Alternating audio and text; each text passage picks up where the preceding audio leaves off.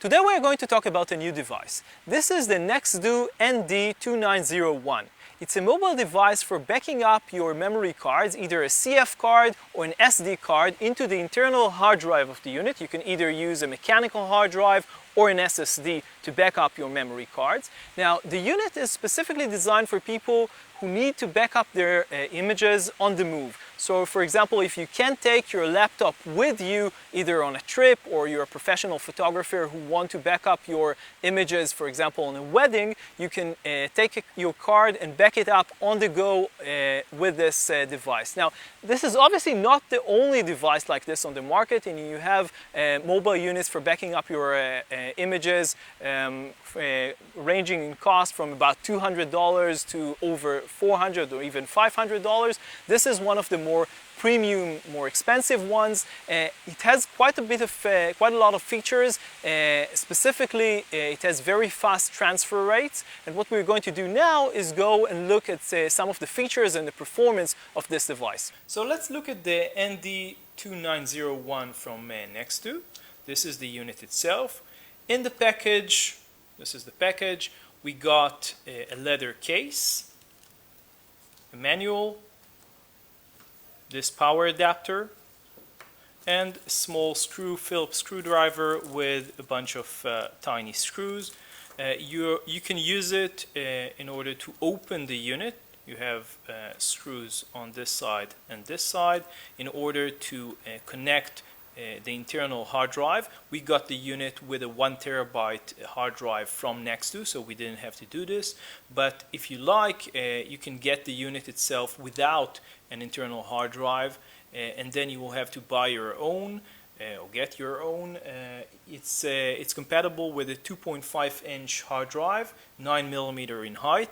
You can use either a mechanical hard drive or an SSD unit. If you buy an SSD or you want to use an SSD on this unit, you will need an external battery unit to go along with the ND2901. This is the specifications from Nexto on how to use an SSD. So let's take a look at the Nexto itself, the unit itself.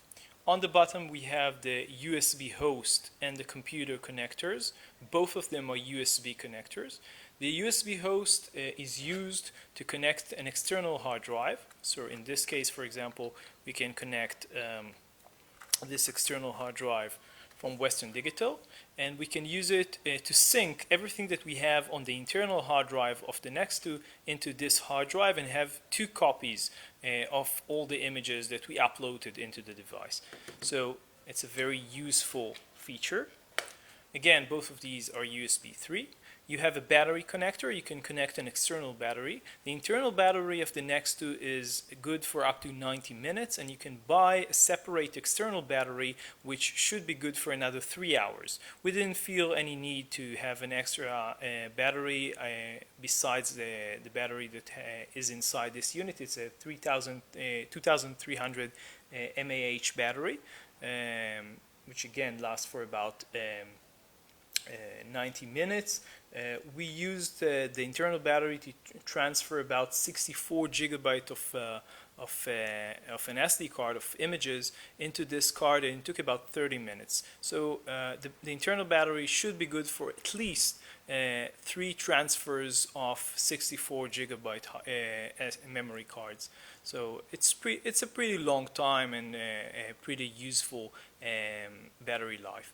So again, this is what you have on the bottom: the host, the computer connector, the battery, and the external battery to connect to the power if you want to recharge the internal battery.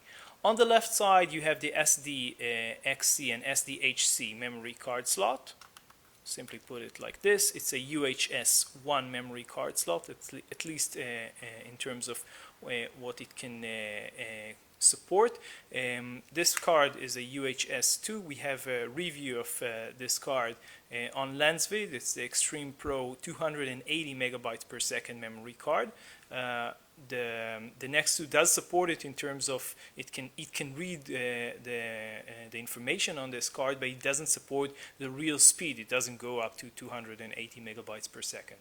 On the top we have a CF memory slot. and on the other side we don't have anything, and on the back we don't have anything. So this is everything that you have on the sides of the unit. In the front we have a 1-inch 0.44 LCD screen, and we have a control button here. This control button, let's have a look at how it works. Let's turn the unit on. You have to press it for a few seconds, and then the unit turns on. The screen is it's not a touch screen, but it's a color screen. So okay, you can see the amount of storage that we have in the internal hard drive of the unit. So in this case we have 931 gigabyte free on the unit. We see the battery, the internal battery that we have on the unit, and it says that it's ready. Now, as you can see, the unit turned off, and this is something that happens almost all the time. The unit preserves battery life in quite a strong way. So every few seconds it turns automatically off if you don't do anything. So let's turn it on again. Here we go. Now, a short click on this button goes to the menu. Supposed to go to the menu. Let's try again. Oh, here we go. Now you can preview the images that you have on the device. You can self-test. You can do auto copy. You can turn on and off the buzzer, which basically does a pretty annoying beep sound after doing any operation with the unit. You can format the hard drive, and if we go down, this button basically goes either up or down, and if you press it hard it will turn the device off or go back in the menu. So this is how it works. We also have TMP folders. We can go to the temporary folders or do a firmware update on the unit itself. So these are all the options. As you can see, it's a very simple device, very straightforward, not a lot of options. Let's put the memory card inside and see how we can copy images from the memory card into the internal hard drive.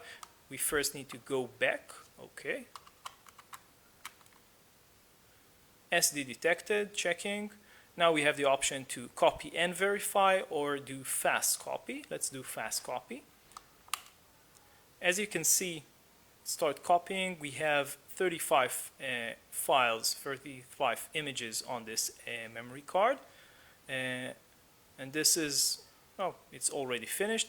The transfer speed was about 34 megabytes per second. This is more or less the fastest time that the fastest rate that we got from any memory card that we used. We use this card, which is currently the fastest on the market, and we use a somewhat slower card, 90 megabyte per second, slower memory cards from SanDisk. We got about 14 or 15 megabytes per second transfer rate. So these are the things that we have. As you can see, again, the device itself turns off. So this is the way this unit operates. The only drawback that we actually found on this unit was the operation of this button. We don't really like the way it's built. As you can see, it's a bit flimsy.